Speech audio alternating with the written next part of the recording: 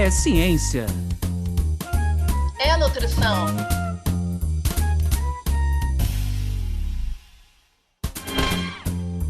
É nutrição. É ciência. Ciência Da nutrição. Sejam todos bem-vindos pela ciência. Sejam todos bem-vindos pela nutrição. Meu nome é Anderson Teodoro. E eu me chamo Luana Aquino. Tá no ar mais um episódio, podcast Ciência da Nutrição.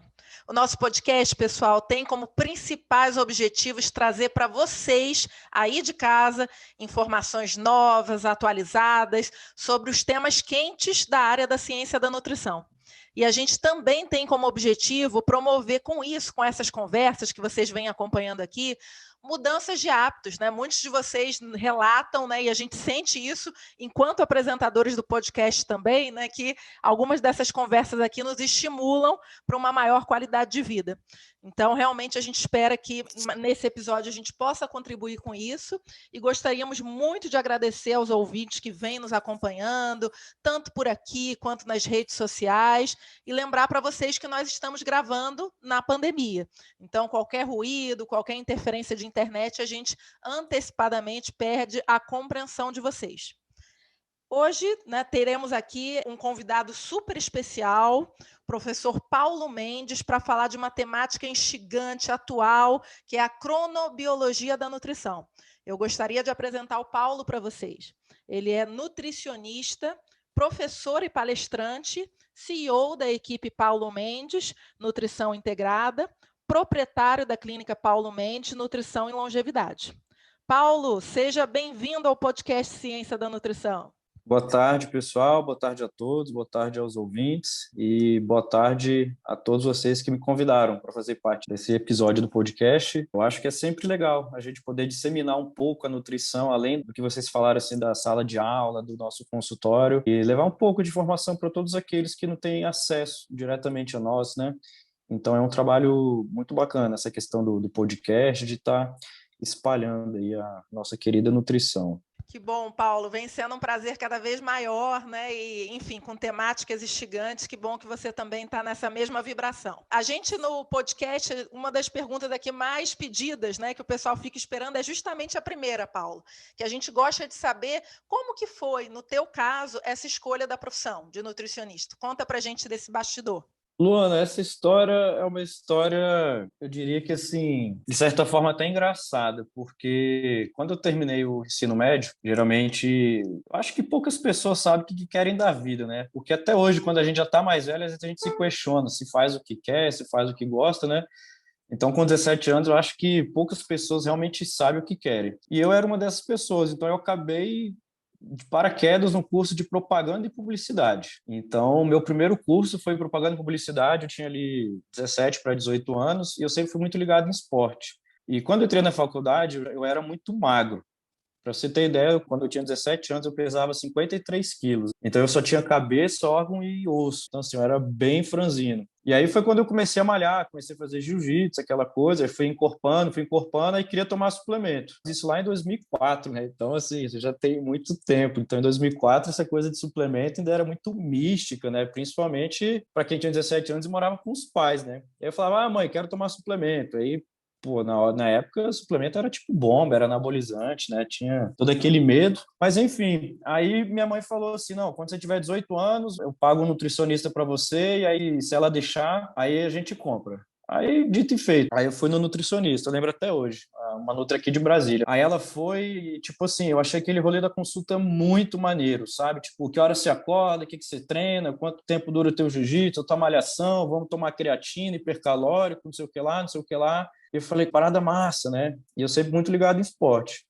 Aí eu fiquei fazendo acompanhamento com ela um ano, início na publicidade. Aí acabou que nesse primeiro ano com ela eu fui para tipo 60, 63 quilos. Aí eu vi meu corpo mudando, eu vi aquela coisa assim, né? Tipo do estético, da autoestima, do rendimento nos treinos, da disposição, sabe?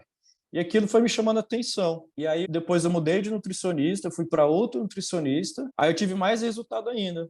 E aí eu fui vendo, assim, na publicidade, meu Deus do céu, o que eu estou fazendo aqui nessa aula de vídeo, né? Tipo, nada a ver tá aqui, né? E aí eu mudei para nutrição. E aí, desde então, no meio de 2006, eu entrei na graduação de nutrição. E aí, nela, eu fiquei até hoje, né? E, tipo, sou apaixonado pela nutrição, eu sou apaixonado por essa ciência, que eu acho que quem vive essa coisa da nutrição, eu acho que ela faz parte, né, da pessoa, ela faz parte do ser, ela move o dia a dia. E aí foi assim que eu acabei na nutrição. Foi literalmente dessa forma. Mais uma história, hein, Luana, que a nutrição se confunde com a própria vida, né? Interessante a gente estar acompanhando isso ao longo do tempo, como é que a nutrição vai marcando alguns momentos da nossa vida, e não foi diferente com o Paulo. Paulo, aproveitando essa questão do tempo, né, de como é que isso está envolvido com o nosso dia a dia, eu queria aqui então entrar um pouco dentro da nossa temática de hoje, que é a cronobiologia. Alguns autores têm chamado até de crononutrição. Queria que você falasse um pouquinho como é que isso surge, qual é a definição, o que as pessoas têm falado hoje sobre essa temática, dessa relação, sobre, digamos assim, essa nova maneira de olhar um pouco para essa ciência. Perfeito. A cronobiologia, ela, assim, né, falando em palavras bonitas, ela é a ciência que estuda os fenômenos biológicos associados ao tempo. Então, quando a gente fala de cronobiologia, a gente está falando aos fenômenos associados ao tempo no nosso corpo, no nosso organismo. Então, a gente pode dar um exemplo da cronobiologia, um batimento cardíaco, a frequência cardíaca. Quando a gente pega ali as ondas PQ, RST, então um batimento cardíaco é um ciclo biológico. Ele dura ali entre 2 segundos. No caso das mulheres, que tem um ciclo menstrual, que vai às vezes entre 21, 24, 28 dias. Isso é um fenômeno biológico associado ao tempo. Então, a cronobiologia nada mais é do que a ciência que estuda esses fenômenos que estão associados ao tempo. E quando a gente fala de crononutrição, ela é uma ciência bem nova, bem recente, que ela estuda como é que a nutrição interfere nesses ciclos biológicos. Então, quando a gente junta a cronobiologia com a influência da nutrição, aí surgiu a crononutrição. Tanto é que os estudos de crononutrição, eles mal têm 20 anos. Então, é uma ciência bem embrionada, que ainda está engateando bastante, bastante, bastante. E aí a gente sabe que o nosso corpo ele tem vários ciclos biológicos associados a hormônios, associados a neurotransmissores.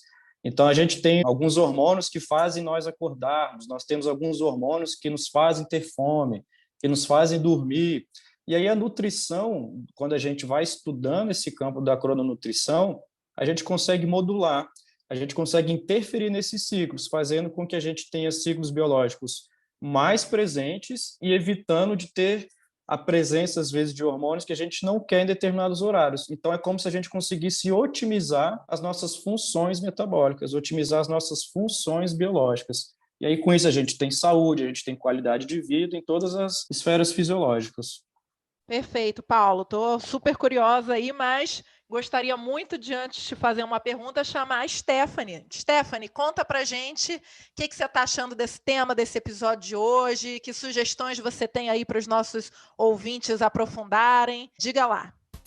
Oi, Luana, oi, Anderson, e oi, Paulo. É um prazer te receber aqui, é um prazer ainda maior vir nesse momento tão especial do podcast e dar uma dica de ouro para os nossos ouvintes, como de costume, indicar algo para eles lerem, algum vídeo.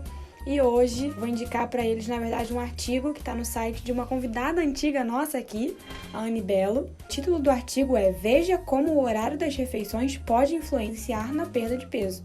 Tem tudo a ver com o que a gente está falando aqui sobre a questão da cronobiologia e também sobre a questão da nutrição, da crononutrição. Então, se você quer saber um pouquinho mais sobre essa questão dos horários, dos ciclos biológicos, eu acho que você poderia ler esse artigo, tá muito bom. E ele vai estar disponível lá no nosso site, cienciadanutrição.com.br. Super simples, super rápido, não pode deixar de conferir. Obrigada, Stephanie. Paulo, muito interessante essa questão dessa ciência recente, né? Como que a gente vem, de fato, modificando nossos hábitos de trabalho, de sono, na pandemia mais do que nunca, mas eu acho que antes da pandemia já estávamos numa reconstrução disso, e aí fui vendo alguns materiais teus e achei muito interessante, acredito que nossos ouvintes também vão gostar, de saber um pouco mais dessa questão dos cronotipos, pelo que eu vi ali, mas se você pudesse aprofundar, né? Tem determinados cronotipos, né? E isso se relaciona de alguma forma com uma alimentação que vai cair melhor para A, para B. Então, conta um pouco para a gente dessa questão no olhar da nutrição. Luana, isso é muito legal. Então, quando a gente fala de cronotipos ou de cronótipos, O que existe é, por exemplo, lembra quando você ia lá no colégio, quando a gente era adolescente, pré-adolescente, que a gente acordava às 6 horas da manhã para estar em sala de aula às 7 horas da manhã? E aí eu já cansei, sendo bem honesto, de dormir no banho. Eu ia para o banho, eu deixava um banquinho no banho, aí eu tomando banho para ir para o colégio, eu dormia. Minha mãe vinha e gritava, Paulo! Aí eu acordava assim. Então, assim, para mim sempre foi muito difícil acordar às 6 horas da manhã, acordar muito cedo. É exatamente esse tipo de dificuldade, muitas vezes, que está associado a um cronotipo, a um cronótipo específico. Por quê? Existem 3 tipos de cronótipos. A gente tem aquele cronótipo que é o indivíduo diurno, nós temos o cronótipo, que é o indivíduo vespertino, e aí, quando eu falo vespertino, aqui a gente pode falar aquele indivíduo que é vespertino e transita para o noturno. Isso por conta da modernidade, que a gente hoje tem muita luz, a gente tem toda essa questão da eletricidade. Então, os cronótipos vespertinos, eles acabam, às vezes, transitando para noturno. E entre o diurno e o vespertino, a gente tem o cronótipo intermediário. Então, um exemplo bem simples. Existem pessoas que, quando chegam no colégio às 7 horas da manhã, já está lá anotando tudo que o professor fala, já está prestando atenção. Eu ficava dormindo até 9 horas, 10 horas da manhã lá no fundo. E aí você vai para o recreio, 10 horas da manhã, e quando você volta, aí é aquela bagunça, aquela zona, todo mundo gritando. Por quê? Porque é um cronótipo daquelas pessoas que são intermediárias, que é cerca de 90% da população. Então, a maioria das pessoas, elas têm um cronótipo intermediário, onde o corpo, onde as funções biológicas, onde o organismo como um todo, ele vai despertar por volta de 8, 9, 10 horas da manhã. E aí, se você pega uma pessoa que tem esse cronótipo, que é intermediário, e manda ela acordar às 6 horas da manhã para estudar física, para estudar fórmula de Bhaskara, não tem como isso dar certo. Porque não é porque ela é preguiçosa, porque ela é lenta, porque ela tem dificuldade de aprender. Não é. É simplesmente porque o cronótipo dela, o corpo dela, vai despertar por volta de 8, 9 horas da manhã. E ainda tem aqueles amigos que ficavam dormindo até 10, 11 da manhã e começava a dar um alô, começava a falar ali com a galera, e já é aqueles indivíduos que têm um cronótipo intermediário noturno. Então, de uma forma simples, para os nossos ouvintes entenderem mais, cada pessoa ela tem um cronótipo, e esse cronótipo está associado ao período do dia em que as funções do organismo vão despertar e vão desligar. Então, aquela pessoa que acorda 5, 6 horas da manhã, feliz, cantando, sabe, que tem pacto com o demônio, aquela coisa que nada explica, ela tem um cronótipo diurno. Aí, aquela pessoa que acorda entre 8 e 9 horas da manhã feliz e vai trabalhar, é o intermediário, que é cerca de 90% da população. E aqueles outros indivíduos que começam a produzir efetivamente por volta de meio-dia e vão até de noite, até de madrugada. Então, cada pessoa ela vai ter um cronótipo predominante e ela consegue, às vezes, transitar, se adaptar ao cronótipo que está, como é que eu posso dizer, paralelo a ele. Então, uma pessoa que tem um cronótipo intermediário, ela consegue se adaptar a um cronótipo diurno, de acordar cedo, e noturno. Agora, o indivíduo que tem um cronótipo noturno, ele não consegue se adaptar definitivamente a um cronótipo diurno. Assim como a pessoa que tem um cronótipo diurno, ela não vai conseguir se adaptar a um cronótipo noturno. Então, a gente tem essas classificações e essas permissividades, né, quanto ao cronótipo. Bem, Paulo, bem interessante você colocar essa tipificação, digamos assim, que possa ter, né? E você hoje é responsável por uma clínica, né? Que inclusive trabalha com a temática da longevidade, a gente falando de tempo, talvez puxando um pouco pelo lado filosófico, seja a grande pergunta da nossa vida, né? Quando, teoricamente, a vida termina, para onde a gente vai, tanto que essa temática da longevidade, a nutrição abarca isso também. O que você daria de recomendação, acho que independente de cada cronótipo desse, orientações gerais assim que a ciência tem trazido para essa maior longevidade com a aplicação da nutrição, né? Quais são os pontos assim chaves que você mais coloca na tua clínica, que você tem visto que talvez tenha a maior dificuldade das pessoas trazerem para o seu dia a dia dentro dos seus diferentes cronótipos? Quais são as dicas práticas assim que a gente pode trazer para quem está em casa nos ouvindo? Muito legal, Anderson. Isso na prática a gente vê muito. Então, de uma forma assim bem simples, só para você entender o gancho que eu vou fazer, o link que eu vou fazer com essas dicas, só para o ouvinte ele também se situar. Então, assim, o nosso corpo ele é constituído por trilhões de células. E essas células, elas trabalham em harmonia para você ter uma saúde, para você ter uma longevidade. E dentro de cada célula existem alguns genes, que são chamados os clock genes, que em português significa os genes dos relógios. E existem exatamente alguns hábitos que a gente consegue ter, que a gente vai estimular positivamente esses genes dos relógios e a gente vai inibir também negativamente a progressão de malefícios associados a esses genes dos relógios. Então, existem alguns estímulos externos que são chamados em alemão os time givers, que são os sincronizadores. Então, exatamente essas dicas, esses estímulos externos que nós damos, é como se fosse o relojoeiro. Então, toda vez que você der esses estímulos que eu vou falar, é como se você estivesse sincronizando todos esses genes dos relógios que estão dentro de todas as nossas células. E os principais sincronizadores são, primeiro ponto, você se alimentar de forma adequada a cada 3, 4 horas. Porque toda vez que você come, toda vez que você tem ali uma ingestão de nutrientes, macro e micronutrientes, a gente tem algumas regulações hormonais que vão processar aquela comida, que vão processar aqueles nutrientes. E essas questões hormonais, elas ajudam a manter os nossos clock genes, os nossos genes dos relógios sincronizados. Então, se você fica, por exemplo, muito tempo em jejum, muito tempo em inanição, você acaba desincronizando esses genes. E aí, por consequência, você desincroniza as células e, consequentemente, as células que compõem, às vezes, um pâncreas, as células, às vezes, que compõem uma tireoide, as células que compõem o músculo, elas começam a ficar desincronizadas e aí aquela região começa a perder funcionalidade. Então, o primeiro passo é a gente tentar manter um consumo calórico a cada 3, 4 horas. E aí isso o Nutri ele vai adequar para saber a quantidade de acordo com o objetivo. O segundo ponto é o exercício físico de forma rotineira. O exercício físico ele é um dos principais sincronizadores. É tanto que é muito comum quando o paciente chega no consultório, ele fala assim, nossa, Paulo, quando eu estou comendo bem, fazendo exercício, meu corpo funciona igual um reloginho. Literalmente, porque ele está o quê? Sincronizando os relógios das células dele. Então, o primeiro ponto vai ser a alimentação em períodos adequados, você vai ter o exercício físico, você se expor à luz solar no horário que tem sol, e evitar a exposição à luz no horário que não tem claridade. Ou seja, é você literalmente acompanhar o ciclo do sol. É você acordar por volta ali de 6, 7, 8 horas da manhã, e aí, quando o sol se põe, você evita expor a sua visão à luz acima do campo dela. Então, por exemplo, quando der ali mais ou menos 7 horas da noite, 8 horas da noite, o interessante é você ligar somente os abajures, ou os abajus, eu não sei qual é o coletivo de abajur, mas você deixar somente os abajures ligados em casa. Porque a claridade, quando ela atinge os nossos olhos, ela diminui a produção de melatonina, que é um neurohormônio que faz você dormir.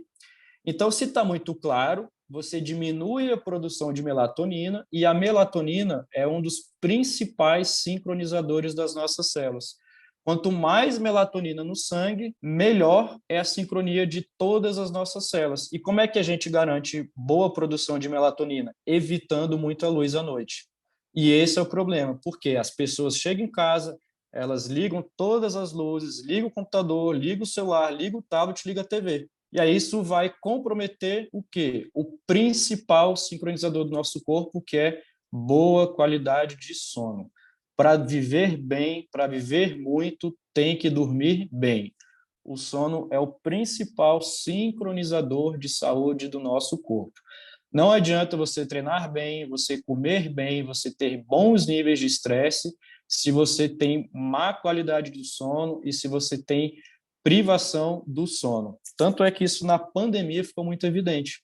As pessoas passaram o quê? Ficar mais ansiosas, mais estressadas, com maiores níveis de inquietude, mais sedentárias, comendo mais, dormindo mais tarde. E como é que as pessoas estão hoje na pandemia? Elas estão adoecendo, elas estão ganhando peso, elas estão ficando com algumas faíscas de início de doença, de resistência insulínica, de dislipidemia, de aumento de colesterol, elas estão engordando, tudo isso porque elas estão desincronizando as células e estão privando o corpo de dormir. Então, os principais pontos para a gente ter longevidade é comer em períodos adequados, fazer exercício físico, se expor em horários adequados à luz e à escuridão e manter boa qualidade do sono. Dormir bem.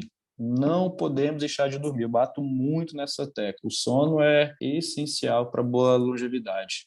Perfeito, Paulo. Nossa, muito interessante, muito estratégico você trazer isso para os nossos ouvintes nesse momento, né? A gente vê as pessoas em home office, de fato, trocando os horários, né? Eu vejo o pessoal responder. Eu sou uma que, infelizmente, tenho essa tendência, né? E vi que você também. Mas, assim, a gente está arrumando outras pessoas que não tinham e estão tendo. E, às vezes, a gente sai à noite na rua e vê esses entregadores de Uber, né? De madrugada. Então, é muito estratégico você trazer essa reflexão e essa temática da luz, do sono e como isso vem influenciando a nutrição da população. Paulo, eu gostaria muito de saber aqui, fiquei super curiosa para você falar um pouquinho da tua imagem, né?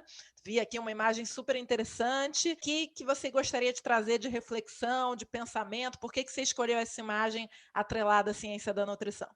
Porque cada vez mais, Luana, eu entendo que saúde nós não devemos isolar, nós não devemos desmembrar e nós também não podemos linkar a boa saúde a apenas um único pilar. E cada vez mais no consultório, no dia a dia, eu vejo que a saúde mental é um pilar que vem sendo deixado de lado, mas que, na verdade, ele também vem ganhando espaço.